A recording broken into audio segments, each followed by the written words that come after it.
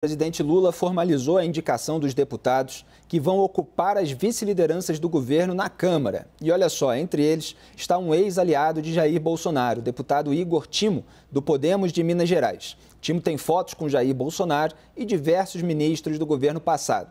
O parlamentar chegou a elogiar nas postagens a condução de Bolsonaro na pandemia. Apesar de se declarar independente, o Podemos tem participado de reuniões com líderes da base governista. Ao todo foram indicados 15 vice-líderes. Além do Podemos, estão representados o PT, o PSB, PV, PSD, Avante, Solidariedade e PDT. Raquel, eu começo por você. A gente falou outro dia da foto do Washington Quaquá, justamente com o general Eduardo Pazuello, que é um tema já nesse programa de hoje bastante explorado.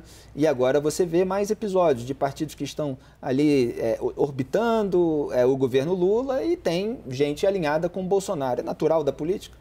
O Centrão não tem fidelidade, Felipe. Ele não tem, políticos de estimação dessa forma. É até difícil quando você rotular, bolsonaristas, lulistas, quando se tratam desses políticos. Basta lembrar que Valdemar da Costa Neto era da base do Lula, foi preso com o José Dirceu, no caso do Mensalão. Então, e virou dono do partido do Bolsonaro. Exato, e hoje é o presidente do PL, o partido do ex-presidente Jair Bolsonaro.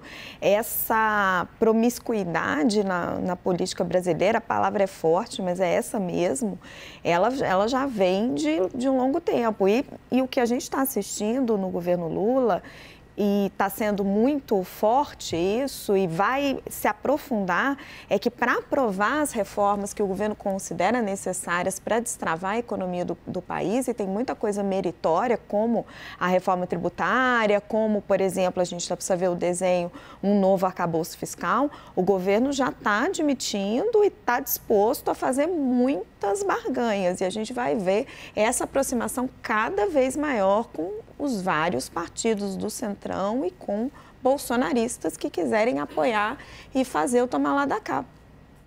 O governo Lula precisa de apoio parlamentar e, independentemente da ideologia ou do vínculo passado, está tudo aberto para negociação, né, João?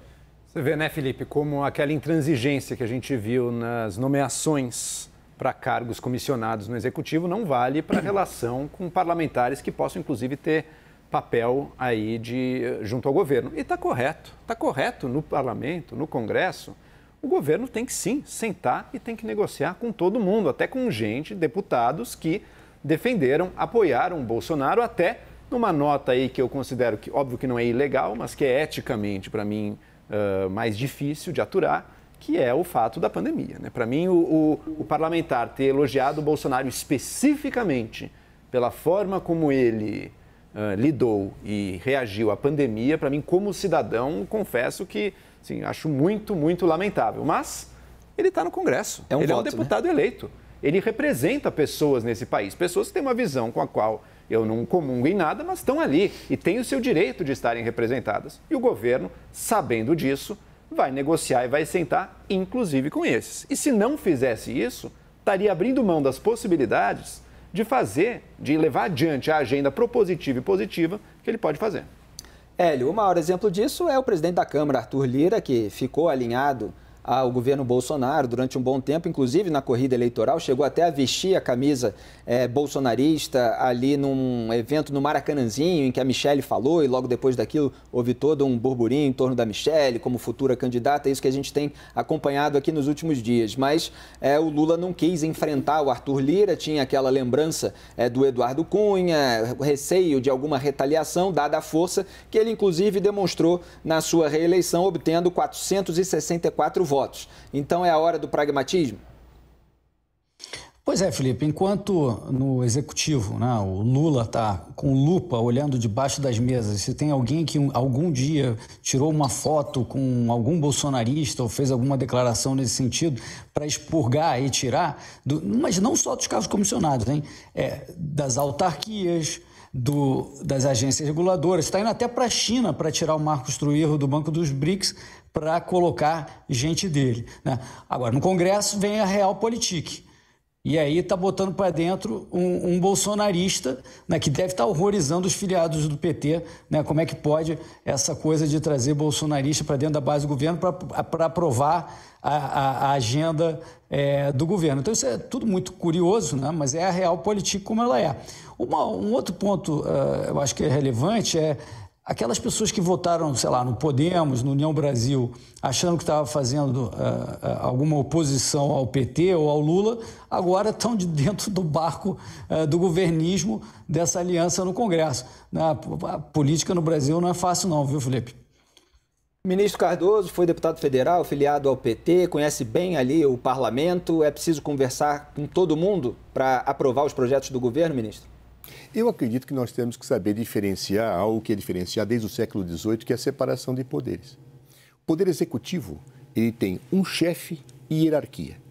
No poder legislativo, não há hierarquia entre parlamentares, há pares. É natural que o executivo, se ele tem à sua disposição cargos de confiança ou situações em que ele deve ter afinamento político entre a administração indireta e a administração direta, ele tem que colocar lá pessoas com que ele esteja afinado. Isso é da vida e é natural. Eu até acho que no Brasil há uma grande quantidade, um excesso de cargos de confiança.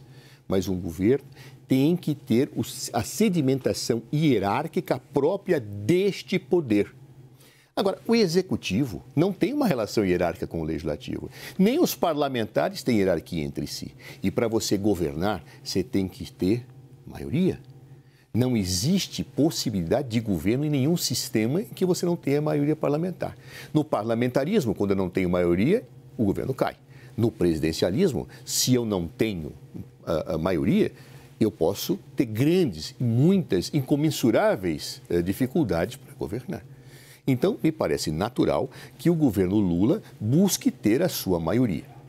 Logo, eu acho que nós erramos, às vezes, o alvo da crítica. Às vezes nós fazemos uma crítica sobre esse trança-trança e vamos então lembrar que o próprio Mourão dizia, se gritar, pega ladrão, né? Não sobra um, né? Se gritar, pega centrão, né? Na verdade. Não sobra um. Ou seja, isso é da política brasileira. Mas onde é que está a causa disso? Será que nós somos, enquanto brasileiros e brasileiras, seres amorfos? Será que nós temos uma mentalidade antiética? A base disso, desse problema, está no sistema político. É o nosso sistema político que gera aquilo que a Raquel disse, a promiscuidade das relações. Nós não temos partidos políticos fortes, nós temos um sistema fortemente individualizado que exige esse tipo de negociações para formar maioria, em que o governo que não forma a maioria, seguindo as regras do jogo, não governa, ou pode até cair, se ele evidentemente não cumpre essas regras, porque perde a maioria parlamentar e processos de impeachment podem ser forjados quando você perde a maioria parlamentar. Então, diante disso, vamos olhar o problema na raiz. A raiz é o nosso sistema político. Esse trança-trança da política que vem se gritar, pega centrão, não sobra um, meu irmão, e que vem agora a aliança de bolsonaristas com os setores do governo, não é a causa.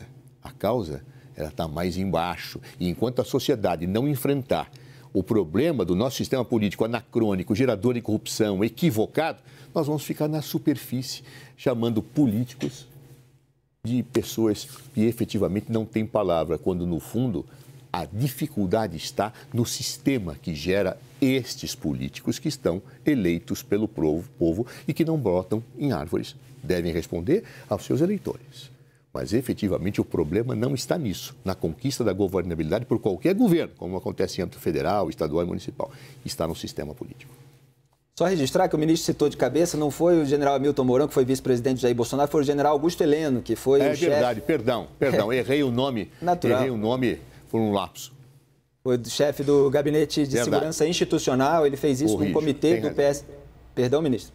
É verdade, perdão, eu confundi o Heleno com o Mourão. Não, imagina, só registrando que ele fez isso num comitê do PSL na corrida eleitoral de 2018, fazendo aquela paródia com o samba. Eu que gosto muito de samba, sei bem, do samba Reunião de Bacana, que foi gravado pelo Bezerra da Silva, pelo grupo Originais do Samba, do qual fez parte o Mussum, de autoria do Arido Cavaco, Carlos Alberto dos Santos. E aí ele pegou a palavra ladrão, substituiu por centrão e fez aquele verso de gritar, pega centrão, não sobra um, meu irmão. Gisele, quer complementar? Eu queria só complementar que realmente concordo com o Hélio. Estou curiosa pela decepção dos eleitores, porque esse Congresso foi o Congresso mais à direita, né, que foi eleito deputados e senadores, e justamente o que nós vemos agora é essa mudança, então, de posicionamento e essas negociações que vão começar agora e que certamente se estenderão bastante, porque, em nome da governabilidade, é preciso fazer essa troca, esse conchavo, esse toma lá da cá. Todos os governos se veem